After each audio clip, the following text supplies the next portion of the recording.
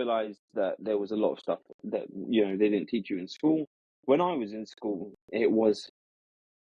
I felt, and I've spoken to other people about this, and I've never met anyone that has, and if there is anyone, reach out, because it would be nice to talk to someone who's had a similar experience. I felt as a brown person in going into school, even though I was born in this country, I had my own culture that was instilled in me from my parents.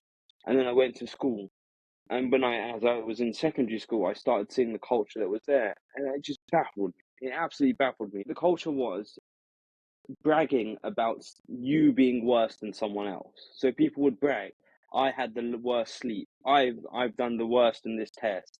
And I just couldn't get my head across. I just couldn't get my mind past that. And as the years went on, there was a guy called Rob Moore from Progressive Property who was encouraging people to do a podcast during COVID times. And I just thought, fuck it, I'll do it. So I did it.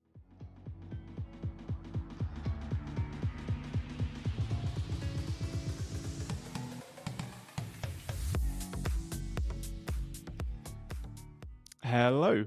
This week's guest, Monish, aka Monsui Tek, is a business owner, musician, podcaster, property owner, and property developer. We talk morning routines, daily non-negotiables, and the level of discipline that is required for success. If you like this sort of thing, please do like and subscribe. The more likes and subs that we get on the channel, the bigger the guests we can attract and the more value that we can provide. Hope you enjoy the interview. Welcome to the podcast. Thank you very much, Alex. Welcome to my podcast as well. Stuff they should have taught you in school. There we go. So what I want to do with this podcast is really deep dive into different people's experiences of what a good life looks like for them and how it's interacted with their lives and how they feel about it, how it looks to them, and just really get into some good discussions about this. So we'll start where I'm hoping to start every one of these podcasts with what does a good life look like to you? Well, I think a good life is, you first have to really define what good is. And the reality is that it's very hard to define what good is, because today something may be good and tomorrow that same thing may not be good anymore based on your own perspective. But so if I look at my life and I think, oh, it's a good life, you may look at it and you may not actually think it's a good life. But from my point of view, I think that a good life is, I don't think that humans are made to sit idle. Basically, I think that, and I define happiness and success in the same way, and that's progressive realization towards a worthy ideal. So a good life would be something where you've got balance, some level of balance. It doesn't necessarily mean that you have 50% of the time you're working, 50% of the time you're playing, but it's that you and yourself do not feel overwhelmed from any one part of your life. So as in, you don't feel in yourself that you are spending too much time on any one part of your life. And you sort of have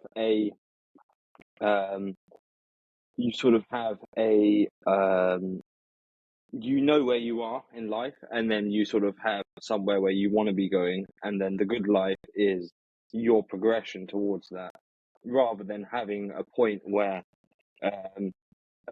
you reach it and you say, okay, now I've got that house, now I've got that car, everything's going to be fine. And believe me, look, I've got to that point where I bought a semi-expensive car, but I prefer the cheaper cars because you get more worried about these sorts of things. So it's not necessarily about having that end point, it's more about the general journey. And today you may think, what I'm doing, maybe I'm working maybe 50, 60, 70 hours a week, and I'm okay with that today. In a year's time or two, that may change. And having a good life doesn't mean it's something that stays there like that forever. It changes all the time, and depending on how you reflect on yourself and how you decide to change your life based on those things. Sorry, I've gone on a little bit on that one. That's sort of my immediate thoughts about having a quote unquote good life. And that's it. And you almost have to always do quote unquote good life. What does a good life look like? It's always like you say, subjective, and with each person it differs. It's quite interesting what you're talking about with the equilibrium of it'll be your definition of a good life if everything you're dedicating the right amount of time to each different aspect of your life, and you're happy with that equilibrium. You use the word balance, but you think that's quite important, that everything is in balance and you're happy with the amount of time that you're investing into each of your different areas of your life? I do. I do agree with that. Um, I kind of mostly agree with it because I have seen some people where I haven't personally got to that point where they found something in their life where they can make money out of it and they also don't mind spending all their time. So they have no hobbies. All they do is that business, or all they do is Alex Hormozy is one guy who talks about that and he says, I have no hobbies. All I do is work. And, look, fair enough if that works for you. I wish that I would find something in life that I could make good money out of and then also have nothing else. And, if you solely focus on like one thing or like one business, and that is in your mind, you don't need rest from it because you enjoy it so much, then in that sense, that's still balance. But for most people, we have our 9 to 5, we maybe have a side hustle, and then we've got family, maybe we go to the gym, maybe we have some hobbies, and then the balance has to be, balance between those things. And it's more honestly sort of, you like see what time you want to wake up, what time you want to go to sleep, and you work out the hours, and then from there you can decide how many hours a day or how many hours a week you're going to be putting into anything. But you can easily have a good life, and I hope that I find that one thing myself where I can dive all into one thing where I don't need rest from it. I don't feel like it's getting me down or anything like that. So if we take a look at your bio, so we've got business owner, entrepreneur, musician, podcaster, property investor, and property developer. That's a busy life. Has it always been that way? Have you been that way since childhood? You've always had multiple things going on to keep you entertained, or is that a new thing? No, I think it's been that way for a long time. Yeah, I think it's really come from my origins. Seeing my parents and my grandparents work very hard has instilled a work ethic in me. I started working when I had my first job when I was 13 years old in year 7. Or that would be grade, I don't know what in America, but yeah, about 12, 13 years old.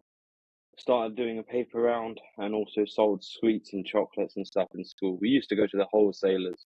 We used to go with my family to the wholesalers and we would buy crates of Coke, cans of Coke, and chocolates and stuff like that, and just sell those in school. And then yeah, pretty much always been doing multiple things, which maybe wasn't necessarily a good thing. And a lot of people are shocked, but I've calmed down a lot since then. There was one point when I had 3 jobs, and one of those jobs was an apprenticeship, and you'd end up putting a lot of hours in a week. But What age was that? from probably age of I think 16 or so, And that's 16, effectively trying to 17. fit 3 full-time jobs Yeah, into one well, life, no, one week. not 3 full time. I think from 16 I had 2 jobs. From 14, I think I had one job. I was tutoring other children in a thing called Kumon, which I would go after school on Wednesdays and Mondays, I think, and Saturdays as well. I would go work 1-2 hours. You wouldn't make much money, but I guess maybe it wasn't the best decision to do. Maybe, but you never know, really. And then when I was 16, I started working in a rugby stadium, and I would work there Saturday, Sundays when the work was there. Then I think when I left college, maybe 17 or 18, then I got my proper full-time job, which was an apprenticeship. So I was working 5 days a week and then doing the studying aspect of things as well. Then I still kept those other 2 jobs. I soon quit the tuitions because it was the lady wasn't very nice to me. For some reason, she changed her mind about me and she acted differently. So I thought, you know what, fuck it, move on. And Twickenham, with the rugby stadium, I started off doing like 8-hour shifts, and then I found out that actually, if you did an 8-hour shift, you'd have only 2 breaks. You'd have like a 40-minute break and like a 10-minute break, and you'd be on your feet the whole time. And but then, if you did a 5:30 a.m. start to 10 p.m., which is 14-hour, 15-hour shift, you'd end up having like, you might work for 2 hours and you'd have an hour break, and then it would be like an hour on, hour off. So I ended up doing those longer shifts, and then in my breaks I would sit in the car and study towards the qualification I was studying for as well. Um, but I don't, I think I did overwork myself in those years. I was doing a lot of stuff, and then obviously I was also trying to build a property portfolio at that time as well. And it did catch up with me. There was a lot of burnout, and there was times where there's a thing called paradise syndrome or something like that, where if you're working a lot, so I would go to the gym every day before work as well, and then I go and work, and then I do this stuff before work and after work, and it was all too much because the balance wasn't there. But then again, going back to that other thing is, if it was something that I was so passionate about, then I guess I would need the balance. Really, I would be happily spend all my time working in whatever X maybe. I had this thing multiple times where we would go for a family holiday, or even just take a day off, and I just immediately just get ill. And it's an actual thing where your immune system actually shuts down if you're working all the time, and then suddenly you take a break, your immune system just shuts down. So then I took So my Sundays back. this is what happens to people when they retire, is it? If they completely retire from like full on 9 to 5s and then they stop working, and all of a Yeah, sudden they're either very, very sick or they just go. yeah, Paradise exactly. syndrome. Yeah, I'm just Googling it now. I've not No, heard of no, this it's not. before. I've It's known not it. called Paradise Syndrome. It's something else. Paradise Syndrome is something different. I can't remember what it's called, but if I do think of it, I'll let you know, and maybe we can put it in the show notes. Mm, Because I'm Googling it now, and it says that it often is applied to individuals of such great wealth and success. So I haven't hit that level yet, that they feel like yes. they have nothing left to accomplish in life. Um, So where did it all it's, come for a head then? Did it all just get too much? And was there a point where you're like, right, I now need to slow down, or else something's gonna break? yeah, I found it. It's called leisure sickness. Leisure Man, sickness. it's leisure. Yeah, leisure Oh, sickness. leisure sickness. Yeah, yeah. So you basically get flu-like symptoms when you take a break. And yeah, it was that. It did come to the point where I just thought it was a bit too much, and I started to take my Sundays back. And now I sort of have a nice level of work, maybe just a couple 4 hours or so on a Sunday, depending on what's happening. Like if there's projects and things I'm working on, then maybe I'll work a bit more on a Sunday. But Sundays were sort of taken back to be that day where I can review and plan for the next week. And I don't really do this anymore, but it was a good habit that I got into. Was every month I would take half a day or a day to myself, where I would just sort of. I enjoy driving, so I would go out to the sort of countryside by myself and just sit there with a notepad for the day or half day. Oh, okay, sounds like a bit of mindfulness before you potentially knew what it Yeah, was, or was that well, something that I somebody meant told you to do? no, it wasn't necessarily something that someone told me to do, but it just sort of made sense to say, there's so much that goes on in the world, and it's good. I do encourage everyone to meditate. I meditate daily anyway, without any of that one day a month or whatever it may be. I meditate daily every day. I will be late to work before I miss that meditation, and I haven't ever missed that meditation for, I think, 3 years, maybe more. So like, What does something like that. meditation look like? That what sort of practice do you do with that? Well, the meditation is sort of one part of the full morning routine, but all it is just setting a timer for 5 minutes, and about 5 minutes and about 10 seconds. And 10 seconds is just to let yourself get into the 5 minutes. So give yourself a little bit of a runway before, and then all you do is you just close your eyes and just focus on your breath, and you just sort of observe your breath, and that's it. And then when the timer goes off, you open your eyes and you carry on. But you will have thoughts come into your head, and you sort of just bring the attention back to the breath. And mindfulness is essentially staying in the moment, right? And not thinking about things that are either going to happen or have already happened. Okay. Do you meditate? I'm getting into it. I struggle with all things mindfulness. I've got a degree in psychology, so I know the benefits. I'm fully aware of it, but there's so many things. Journaling, mindfulness study, anything like that. Making it a habit is hard. I do see the benefits, and when I do it, I do enjoy it. But it's finding what works right with you. So this 5-minute one that you work on, if that works for you, that's great. Other people need all the way up to an hour, and they need that, Yeah. multiple times a I week. would say if you haven't ever meditated before, then you start with just like 3 minutes or so, and you don't beat yourself up when your mind starts thinking about what I'm going to eat for lunch or whatever. You just sort of bring your attention back to the mind. And people do meditation in different ways. Like I had a meeting once with someone who was incredibly stressed, and I just said to him before we start this meeting, let's do 5 minutes of meditation. And he was like, I don't do meditation, I do praying. I was like, whatever you want to call it, then just do it. And I'll set a timer for 5 minutes. And I think you actually caught me because one day I was lying on the floor when you came into the office, right? Mm-hmm. And that was that day when I said to this guy, Actually, I was like, right, okay. yeah. So, which is quite funny. I wasn't particularly stressed that day.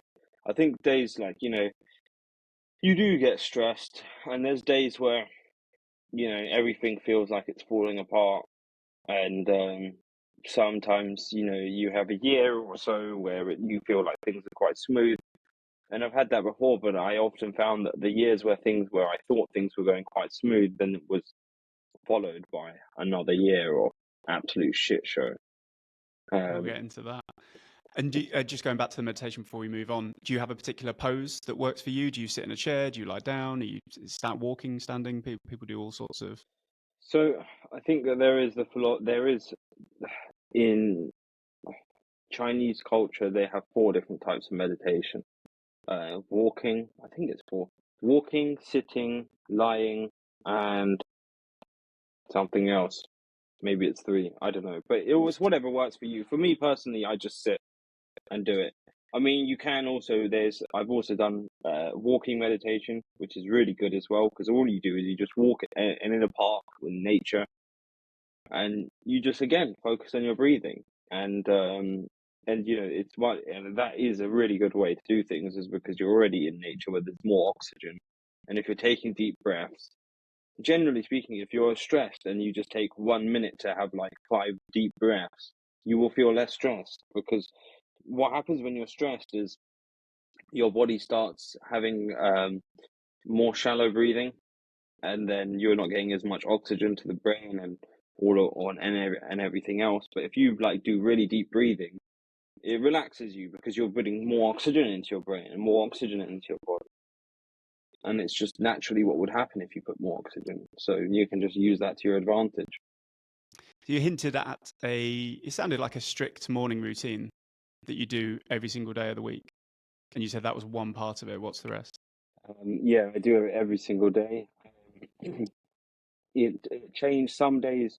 It's basically a normal shower, then start a shower and warm, hot, as hot as possible, really. And then the cold shower, and then meditate, and then exercise, and then review my goals.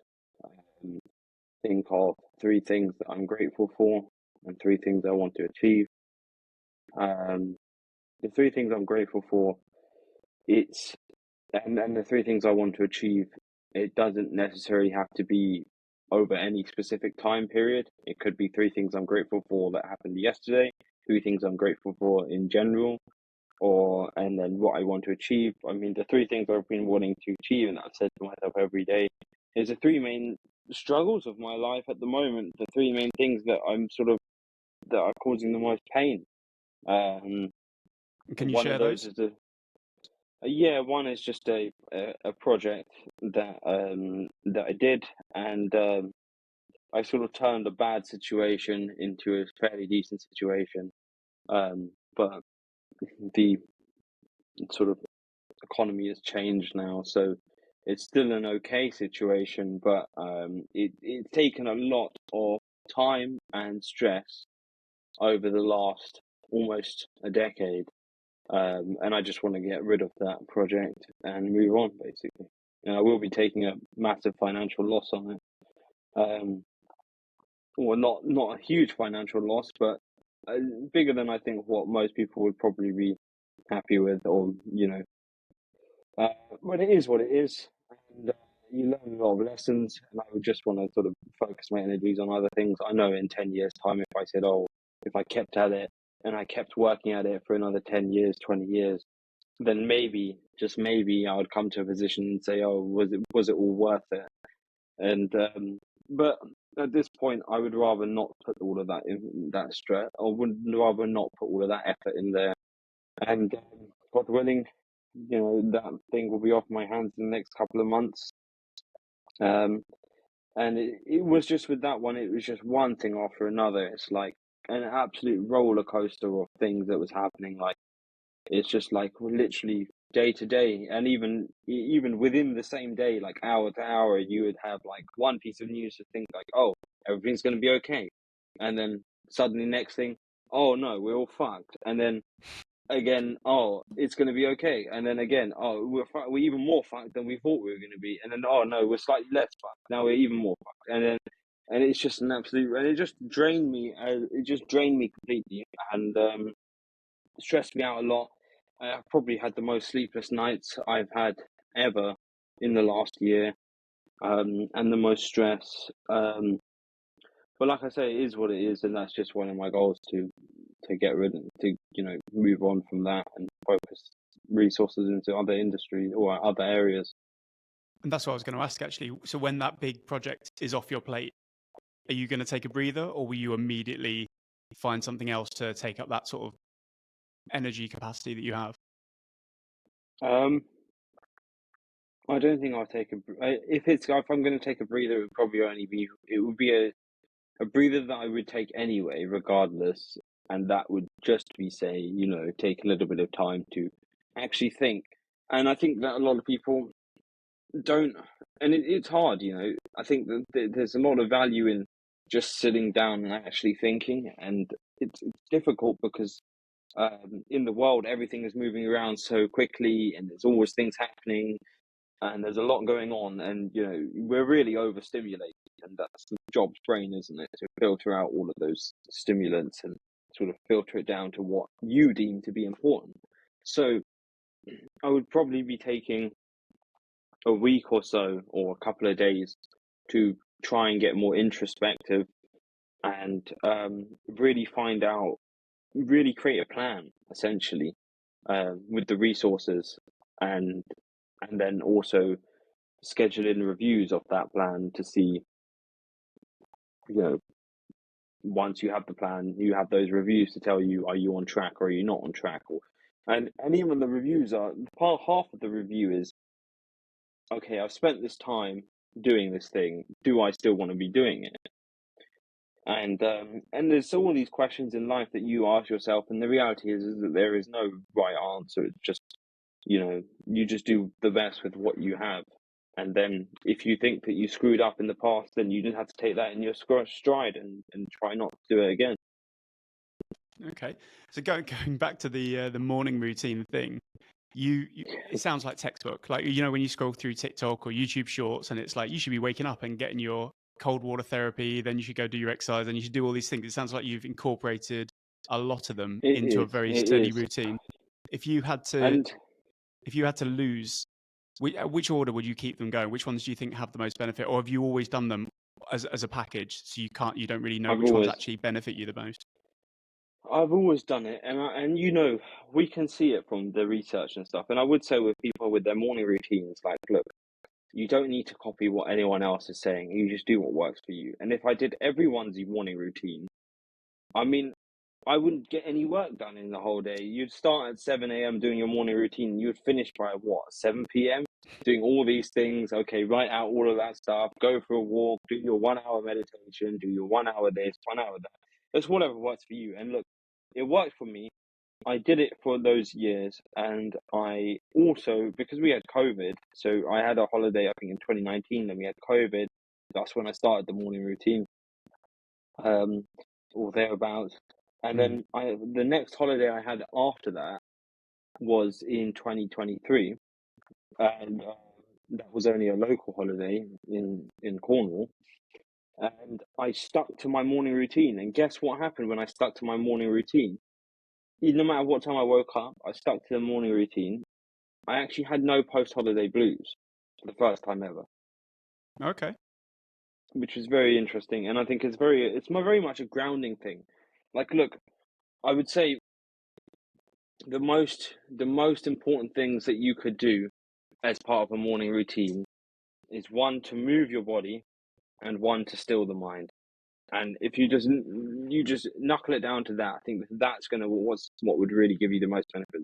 Yes, cold water therapy is good for your heart and this and that and whatever research you want, and it does wake you up in the morning, definitely.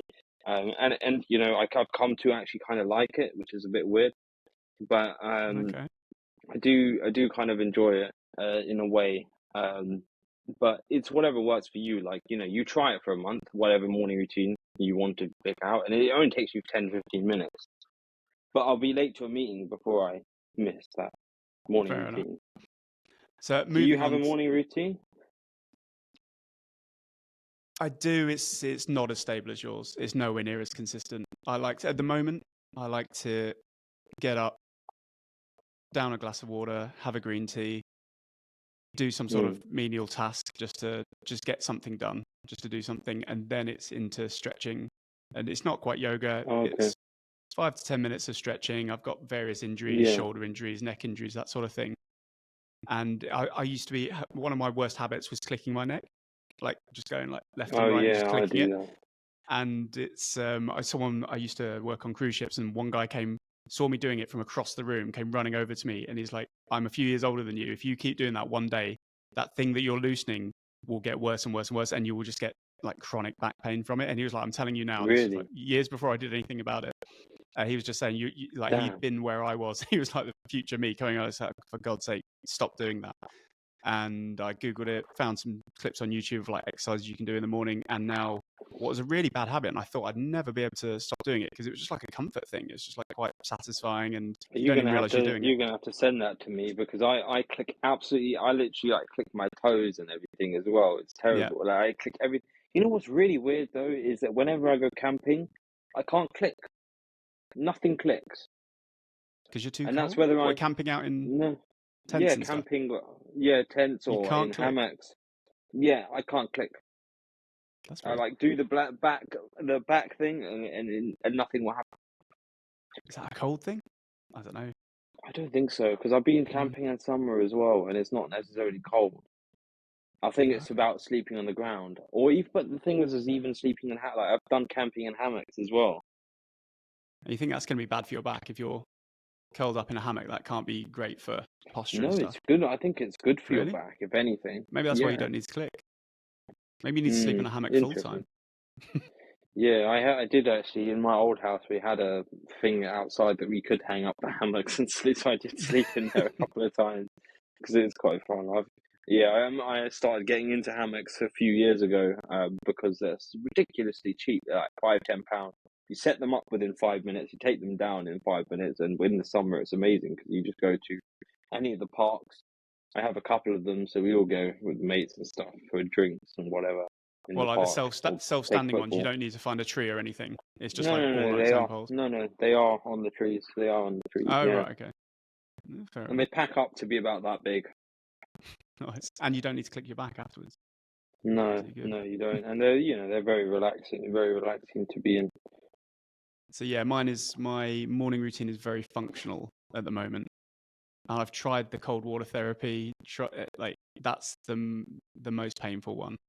As in, like it's Mm. just not. I never broke through the barrier. Even just a few seconds just to wake me up, I can just about do that. But just to stand under there until you get that shiver in the back of your spine, Yeah, that's far from pleasure for me. it's when I was going to David Lloyd Gym when I was 18, 19 years old, I did use the plunge pool there.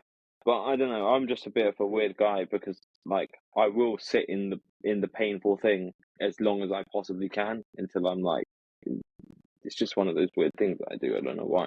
To test Um yourself. yeah, it's just one of those things.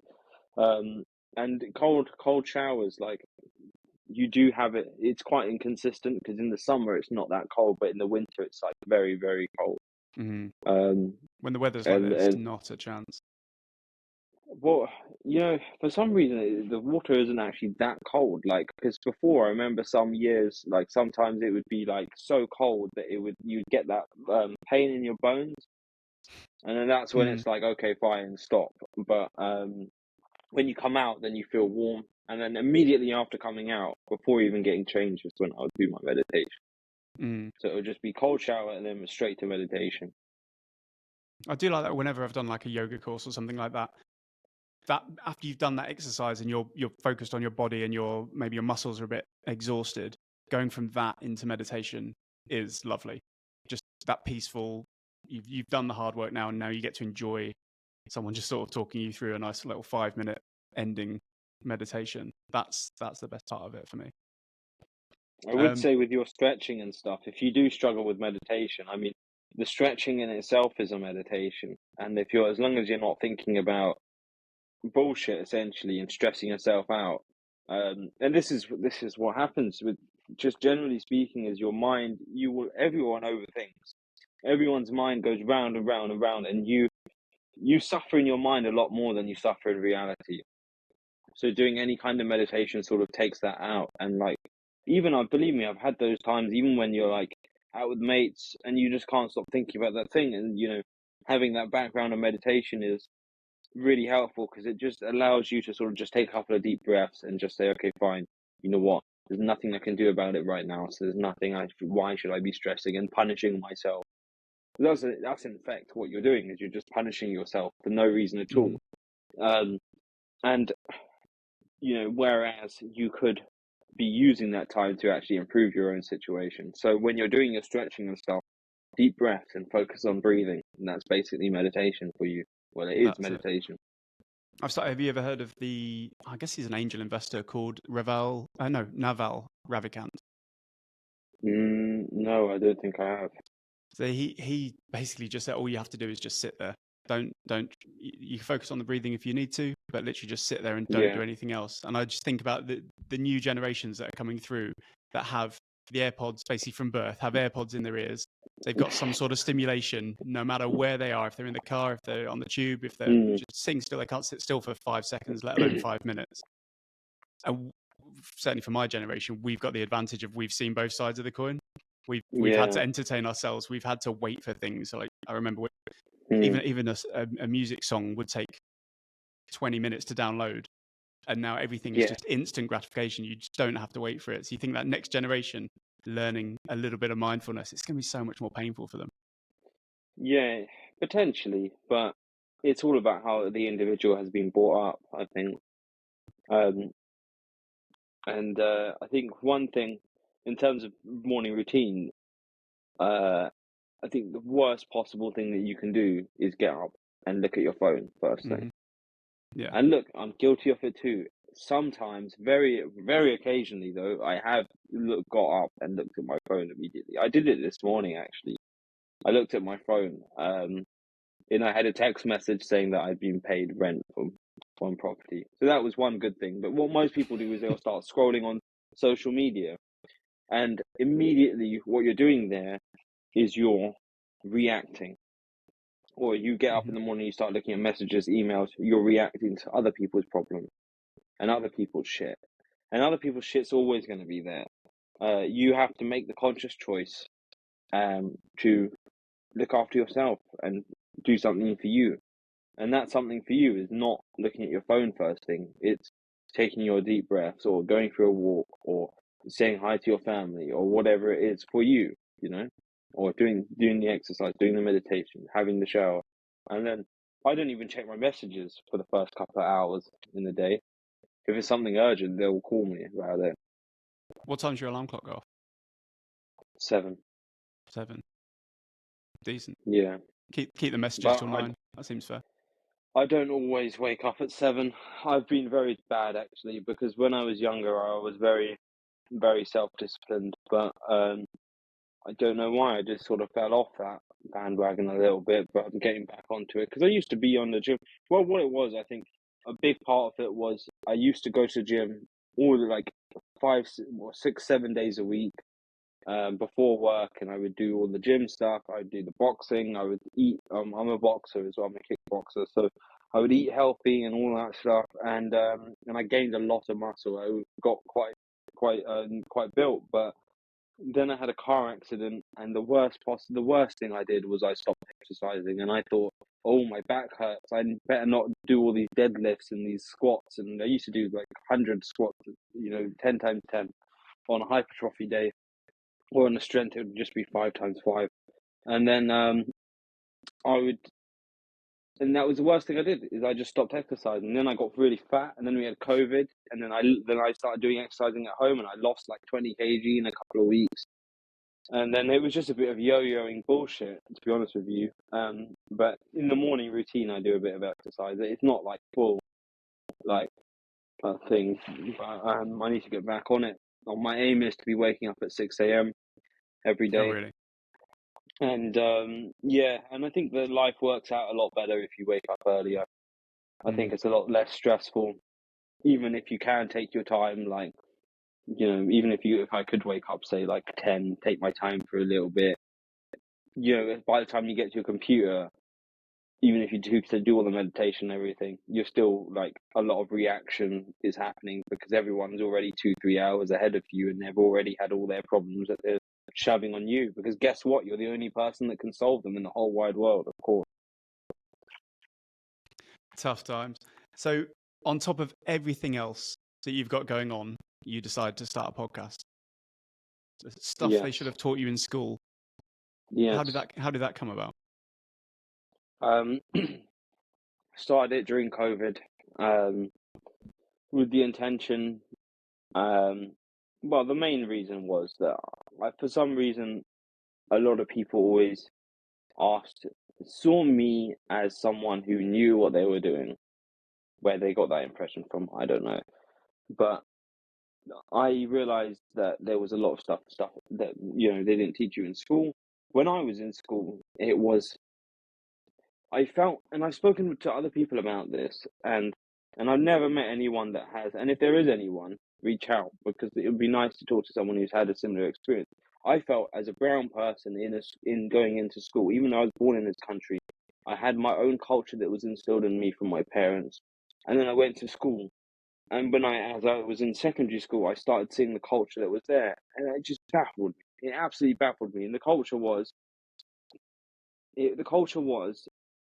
bragging about you being worse than someone else. So people would brag, I had the worst sleep. I've done the worst in this test. And I just couldn't get my head across. I just couldn't get my mind past that. And as the years went on, there was a guy called Rob Moore, from Progressive Property, who was encouraging people to do a podcast during COVID times. And I just thought, fuck it, I'll do it. So I did it. And hopefully I make some money out of it. It wasn't something you've been thinking about at all before that? No, Really? It wasn't. But it sort of made sense, because there was loads of people that would like ask me, and people who thought, like I say, that I had my shit together for some reason, and it was only because I didn't talk that much, and it's because I spent so much time thinking about what the hell was going on in school, and I just felt very, very out of place, even though that when I had my first primary school, I was bullied. And then by the time I moved to the second primary school, I'd sorted out that bullying stuff. But the second primary school, I was super accepted. I was like fairly popular as well. Don't know why, but I was super accepted, and and something I hadn't felt before. And then when I went to secondary school, I was again very accepted, but I felt like a complete disconnect as to how I viewed things in my own mind, and how basically I just had a complete disagreement with how everyone's culture was in school and what was going on in school, and I just felt like completely disconnected from all of that. And then and it just made me think a lot, and I just ended up spending a lot of time thinking, and not talking much, but just thinking a lot. And then I set up the podcast with the main idea to make some money and hopefully build up goodwill, and then because I help people invest in property. So hopefully, maybe I get some people from the podcast that have listened to the podcast over the years, and then they turn around to me, and I will eventually be setting up some sort of investment fund or something like that. So hopefully, I can get people trickling down from the podcast to invest in property, because a big part of what they didn't teach you in school is how to basically manage your money, and a big part of that is investing. And one of the best things you can invest in is property, or in yourself, and then you learn how to do these things. The reason that wasn't there at the beginning that has come about, and I think this has really now become the main reason that I still do this, and that's because I have a younger brother, and this is sort of like lessons of life to him. So you're sort of handing these down to him. Yeah. What do you get from the podcast that you don't get from any of your other projects? Oh, that's a good question. What do I get from the podcast? Well, I don't actually get much from the podcast at all. I think I don't really get anything. It's just a waste of time, to be honest. I don't really. That's why the only thing that's keeping it going is that I can sort of pass that knowledge on. Is there a level to of my brother and enjoyment other from? people. Do you get a level of enjoyment from sitting down in front of a camera and just laying it out? Do you enjoy talking one-on-one with the camera? No, not really. No. A lot of the time it's a chore rather than something nice to do. Oh, actually, but you've been super consistent with it over the last since COVID, basically. Yeah, I haven't missed a week at all. Every Sunday the episode goes out. I record them in advance, so it's not that hard to do. I've got maybe like 4 or 5 in the bank right now that even if I sat on my ass and did nothing for the last 4 or 5 weeks, they would still go out. But the thing called pod fade, I think the average podcast lasts about less than 10 episodes. So to keep cracking through them, it's especially if you're not enjoying them and you're not getting anything directly out of it, it's admirable. Well, thank you, but I think that what you say is like, you imply that these sort of things you should enjoy, and whether you think that you should enjoy these things or you shouldn't enjoy these things, I'm not going to tell you which one is correct. But from my point of view, I think that that's something that we have failed as a society, as humanity has failed, because we think that everything we should be doing should be enjoyable, and we should be having fun and everything, and make your passion your profession. But the reality of things is, you are going to have to do things in life that you don't want to do. And you doing things that you don't want to do consistently is what's going to be putting you ahead of the rest of the pack, essentially. Have you ever heard of the concept of Ikigai? Yeah. Yeah. The Japanese concept where you are supposed to mix your profession and your passion and your profession and make money doing that. Well, it's an idea of what you're good at, what you love, what the world needs, what you can get paid for. Not what you have to do what's in the middle of that, but if you could find what was in the middle of that, then you could live a pretty good life. It is interesting, and I think that it is possible. And look, I've met people. I do know someone that thinks that she's done it anyway.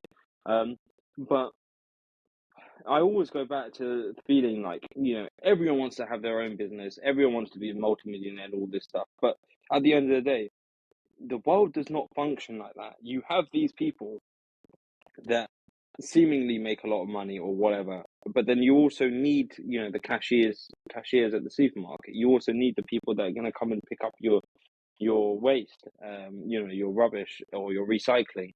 And I've not met one person who said picking up recycling is my passion, and therefore I'm going to make it into my profession. Well, actually, maybe I'll correct myself on that, because I was listening to another podcast where there was someone who, I think they were really upset with their waste disposal, so they set up their own one and they started making some money out of it. But, doing that, if everyone did that, would the world still function, is the question, really. If everyone said, okay, I'm only going to do what I'm passionate about, then would the world still function? Potentially not. But you say everyone wants to be a business owner. Is that how you see the world? Do you think everyone that you know wants to own their own business? No one's just No, happy not being an necessarily. employee. No, I think a lot of people, and especially from like, TikTok, Instagram, and all that stuff. I think that it is very. It's not necessarily everyone wants to be, but it's sort of the golden ticket that I feel like everyone would want to do that. Everyone would essentially want to be a TikTok influencer and make millions of pounds just basically taking pictures of their cars. And I mean, like, look, Mm. I would love to do that as well. I would love to make millions of pounds just taking pictures of my car. Well, I don't have that many cars anymore because the cost has gone so much. But I mean, and my cars aren't very fancy anyway. They're just bog standard beater cars, really. Mm. Um, So going back to your podcast, so you obviously your background and where your real depth of knowledge comes from is wealth creation and property. Is there anything else that you've brought in that you want to teach your younger brother that you enjoy more than talking about wealth creation? I think the biggest thing is time management, which is really life management, and um, it's basically realizing that everything is in your hands and that you essentially need to grab the world by the balls and rip them off, because no one's coming to come and help you. No one's coming to say, like, no one's going to be there in your ear saying, okay, wake up 6 a.m., go for a run, lose the weight, start this business, make sure you stick it within your budget and all this stuff. At the end of the day, it's all down to you. And whether you've started out at a good position in life, like I think I started out with a good position in life in many respects, or whether you think that you haven't had started out with a good position in life. And I could say the same. I could say that I've started at a good position and started at a bad position. It just depends how you look at things. But the reality, the biggest thing is like just taking the day and taking life and just sort of and just doing what you can with it, really, rather than allowing the world to push you around. Mm. So Why I'd say why did you start your podcast? pretty good question. Beats having a proper job. I think if I could turn it into something that I enjoy doing, not necessarily looking solely at the Ikigai way of doing things, but I think if you can combine something that you actually enjoy doing and make money from it, then there's that school of thought that you'll never work a day in your life because you're just doing what you would be doing if you won the lottery tomorrow. How would you spend your time? Would you spend your time looking into new property investments? Would you spend your time driving your car? What would you do with your time? And so why not strive for something where you can get the best of both worlds? Hmm.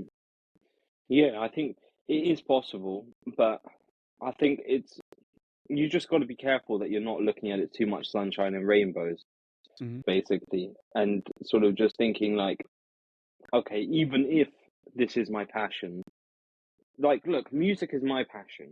If I Mm-hmm. was going to make money out of music, I would have to spend probably 6 to 8 hours a day playing music. And at some point, there are going to be days when I think I don't want to play music this many hours, as much as I do enjoy it.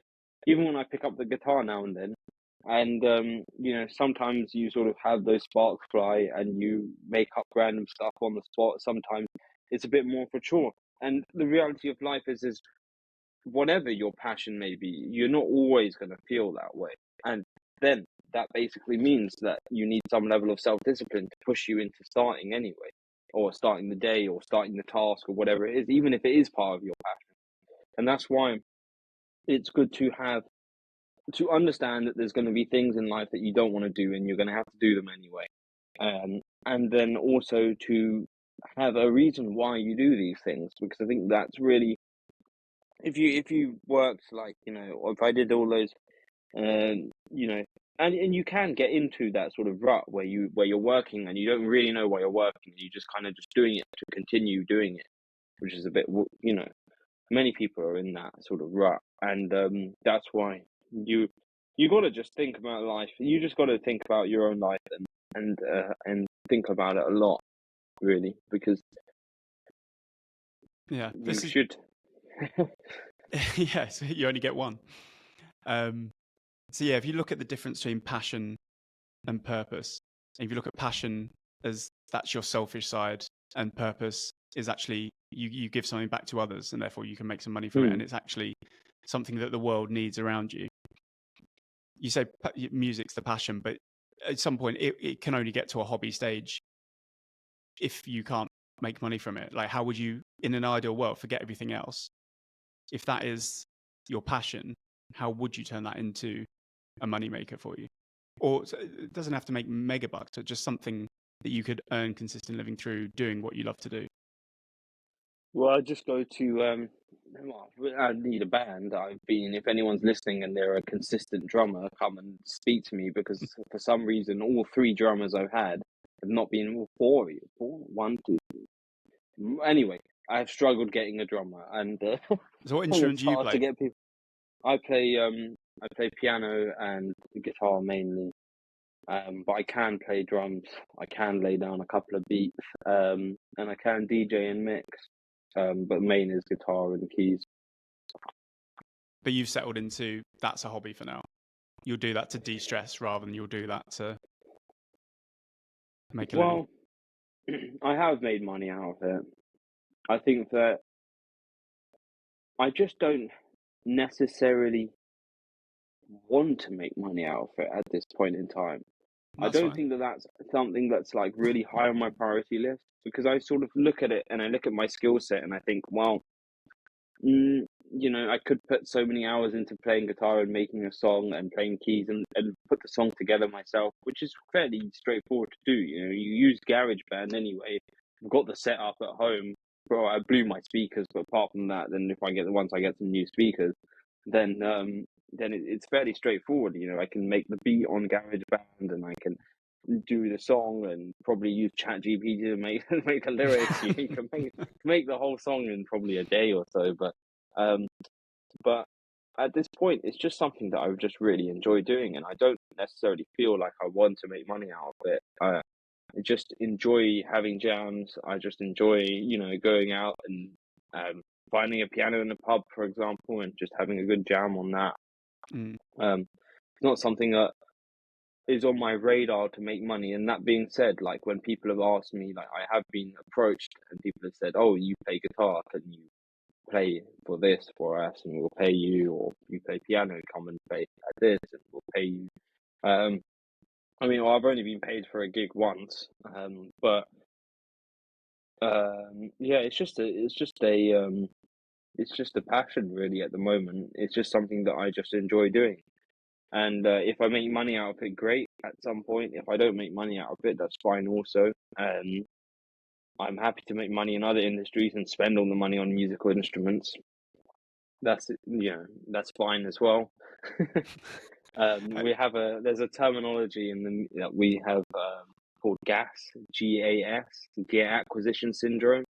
And it's very real. When you play musical instruments, you do suffer from gas because you always want to buy more guitars and more gear, but you don't want to practice and get yourself better. You just want them all stuck on the wall behind you.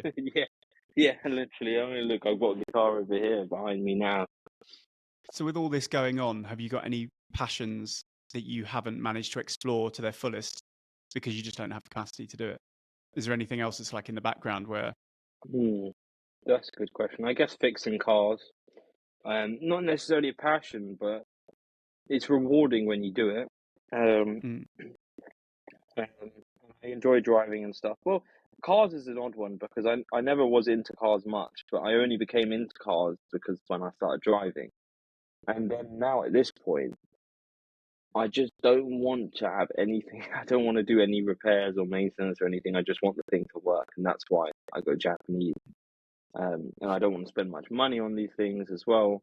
So I tend to buy I drive my daily was before a '99 Honda Civic, which is 24 years old, 25 years old. But then they had this ULEZ bullshit, and even though that was the best car I ever had, and I had to get rid of it. I sold it to my mate, and now I'm just driving a newer Honda Civic, which is 2007 or something.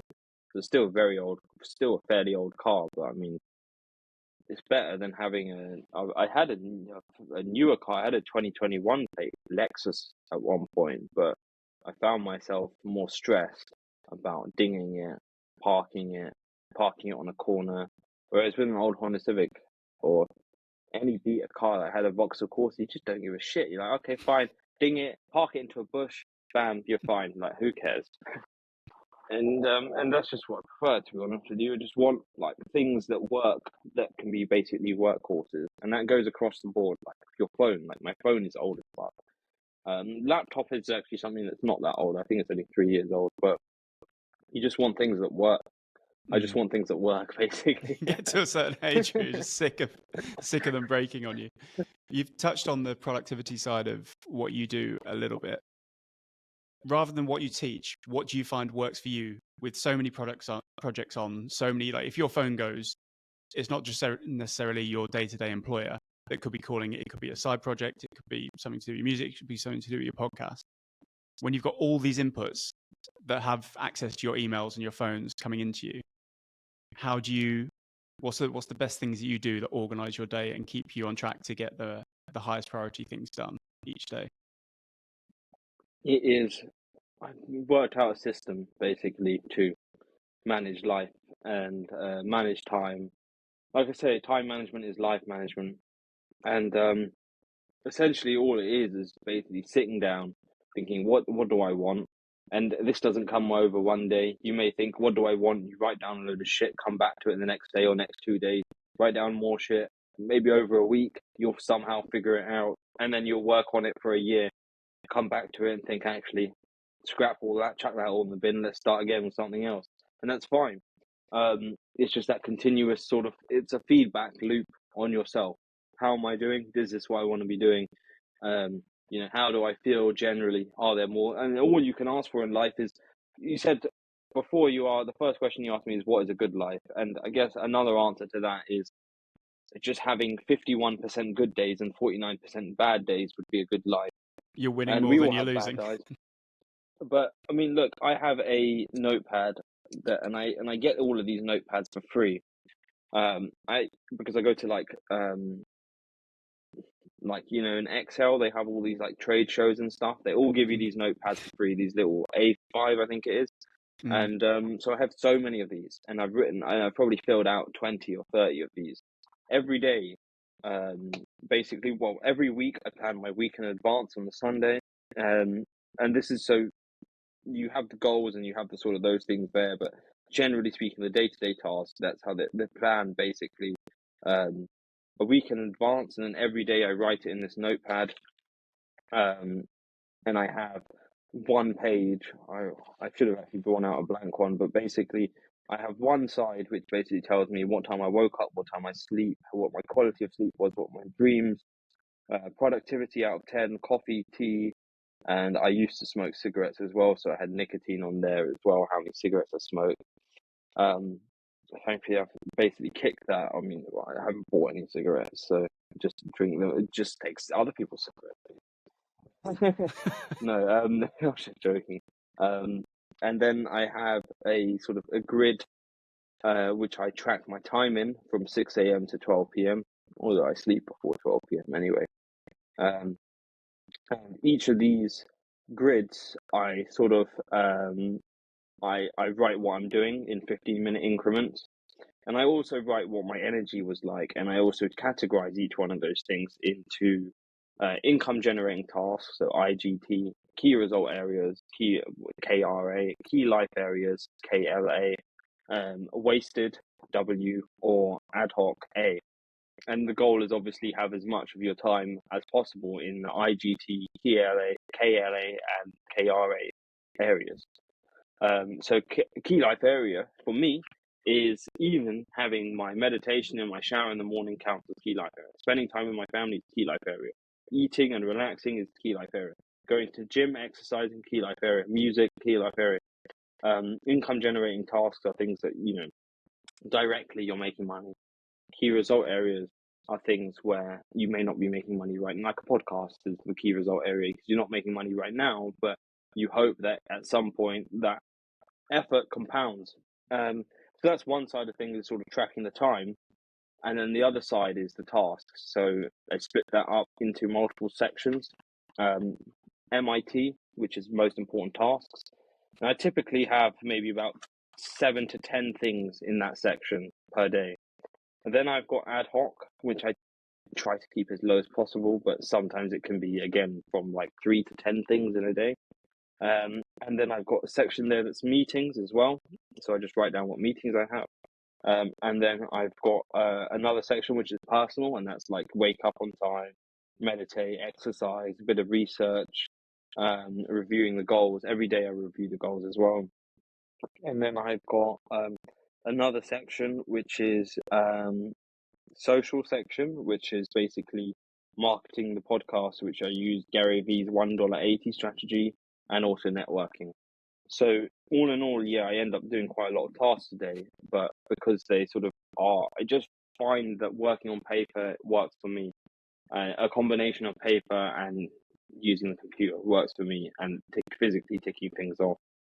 And you know what? There are many, many days where I don't get everything done, but you start on the most important tasks, and that's all you can do is just start on the thing that you really don't want to do is probably the thing that you need to do, and that thing you should be doing first. And you know, people are going to cry about it, but at the end of the day, you got to this point. You're an adult, and you just have to do it. Like, no one's coming to save you, and everyone's going to cry, and no one gives a shit at the end of the day. So you just got to do it. That is fully intense. Every 15 minutes marked down. I think the closest I've ever got, I read and I tried to implement the system where my watch would go off on the hour every hour. And then I would just take 5 minutes just to review, was it a useful hour spent? What am I going to do with the next hour? Am I on track? That's about as close as I ever got to, this is proper, almost That's micromanaging too much. yourself. No. It's not like that at all. It's not like that at all. Because look, you don't want to have that sort of. I don't check in every 15 minutes. What am I doing? What have I done? That's too many decisions and too many questions, and it drains your mind. You don't want to do that. Your mind should be used. Your brain is like a whiteboard essentially, for problem solving, and there's a thing called decision fatigue. So the less you want to make all of your important decisions in the morning at the beginning, because you basically get decision fatigue. And you don't want to be making stupid decisions and little crap like, you know, what do I want to eat today? Or, you know, and this is the one thing I hate is when people ask me, like, what do I want to eat? I don't want to make this decision. Basically, when you know what you want to do, so like, okay, for example, I'm writing out procedures, yeah? So every day I will spend half an hour on procedures. It doesn't mean after 15 minutes I'm going to review what I've done. And also, you know, say I have a massive task, like planning goals for the production of accounts. That might take me 2, 3, 4 hours. In that instance, I'm not going to be writing what I'm done. The writing what I'm done is basically mainly from memory, right? And it's not necessarily checking in every 15 minutes. It's not even checking in every hour. If I'm working on something for 3 hours, I won't look at anything else. I might use the Pomodoro technique and sort of work for an hour, hour and a half, which is what's a sweet spot for me personally. So I get into the flow of things, and then I might take a 5-minute break and then come back to it. It's not a case of and then every week I'll review the week and I'll write down how much time I spent in in the key result areas and key life areas, income generating tasks, wasted time, and ad hoc. So how many minutes a day are you dedicating to this system? It's not probably spend about 15 minutes a day on this. Okay, maybe up to half an hour, but it's spread out through the day. So it's like 1 minute here, 1 minute there, rather than every hour. No alarm goes off every hour to say like, oh, keep this. Maybe some people need that. Maybe some people need a little alarm going off every hour. Say, are you focused on what you should be focused on right now? Oh, it's unsustainable. It would just piss me off after every hour. I was like, oh, this is a joke now. I'm in a 2-hour meeting. It's nonsense.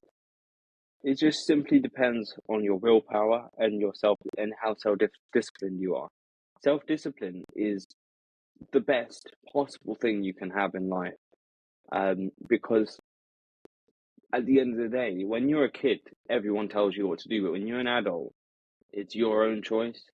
And I can choose to go and, you know, drink a lot or do a load of drugs, and spend all my money on this stuff, or I could choose to work, or I could choose to do this, or I could choose, it's your choice. The freedom is in your hands, which is also, it's something that can serve you and also absolutely destroy you as well.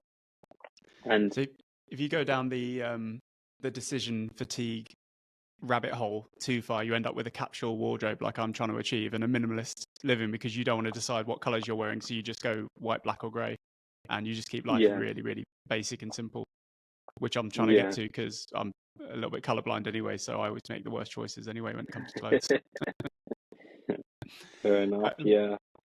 I'll get on to the quickfire section if that's all right, and then I'll let you go. But thank you very much again for your time. It's been fascinating. It's jarred a little bit, so hopefully all the bits that I've missed have been captured on your end, and it'll download at the end. Yeah, that's fine. We should probably do a second episode where I interview you a little bit more because, yeah, you've been asking me more questions than I've been asking you, and really I should be learning from you. No, well, not at all. So quickfire. What book, podcast, or blog would you give to someone? I would definitely listen to the Alex Hormozy podcast. I thought you were going to say the Alex Castle one then. No. Oh, that one as Alex well. Hormozy, yeah. But Alex if you Hormozy. haven't heard, he really breaks things down very well. The book, might actually have one here right in front, right here for you. Actually, no, I lent it to someone else, but it's Rich Dad Poor Dad by Richard Robert Kiyosaki. Kiyosaki. Oh, Robert Kiyosaki. Robert Kiyosaki. I think it's Rich Dad Poor Dad. Book, podcast, or what was the other one? Oh no, it's one of any, but a blog. I don't particularly read any blogs consistently, to be honest. I'll give you a newsletter instead. There's one called the Milk Road newsletter, and it gives you a newsletter 5 days a week about cryptocurrency. That was really good. Okay, fair enough. What was your biggest light bulb moment where you learned something about yourself? It's a funny question, that, because I found from my own experience, there's never ever one point, there's never an aha moment. It's more a series of things that happen.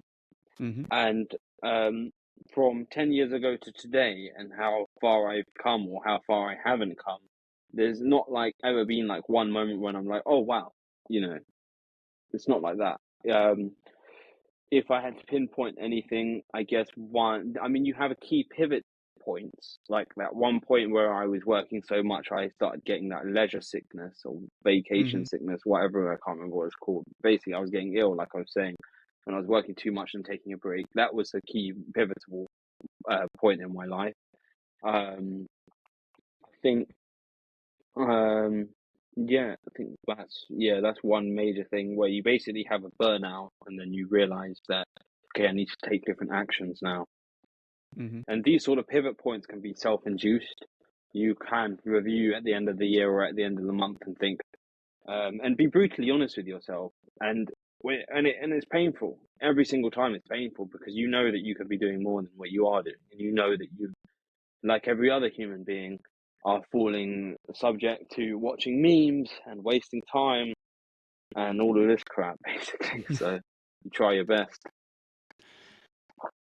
If someone wanted to take one action towards having a good life, what one action would you tell someone to do? Introspective meditation, or something introspective where you're reviewing yourself and really being brutally honest with yourself. And also thinking about how, if I took these exact actions over the last that I have been taking over the last X amount of time, and I took that over the next X amount of time, where would I be? If I continue this podcast, who should I talk to next in your life? If I want to learn life lessons about how to have a good life, who would you tell me to talk to next? I would say, speak to your own parents if they are still around. So they are, and I avoid talking to them at all costs at all times. But you think that's really important, obviously? I think it is, and I think it's also wise to know that no one really knows what they're doing. As a kid, you think, oh wow, look at all these adults, they must know what they're doing. And when you become an adult, you're like, no one knows what they're doing, really. Everyone is just running around pretending that they know what they're doing. No one really knows what they're doing. And your parents did the best what they did with the knowledge that they had.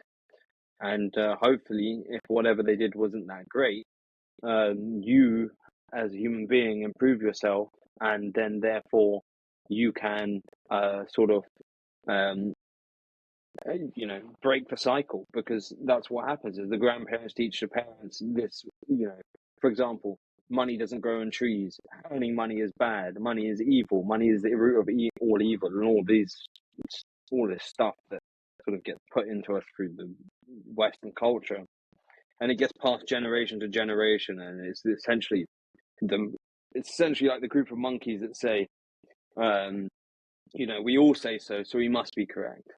But it's up to you to break that cycle. And when you speak to your own parents, then you'll sort of see really where the philosophy is, and you really see that they didn't know what the hell they were doing. And you just thank God that you're alive at this age, because there was a high chance that you weren't going to be, given the fact that no one really knows what they're doing. Brilliant. Thank you. Monish, thank you very much for coming on the podcast. Is there anything else, last things that didn't get said that you'd like to say for the listeners? No, not really. I think that we've covered a lot anyway. We should do another episode anyway where I'll ask you a few more questions. And it's a good idea. Okay. Well, best of luck. And obviously, I'll be posting this one on my podcast as well and shouting you out. Amazing. Thank you very much. And speaking of your podcast, if anyone wants to find you, where can they find you online, socials, etc.? The easiest thing is just to do a search in Google for Monsui Tek, Monsuitek, and the podcast will come up, and all the Instagram and everything will come up. Brilliant. Right. Thank you very much for coming on. All right. No, thanks for having me. I really appreciate your time.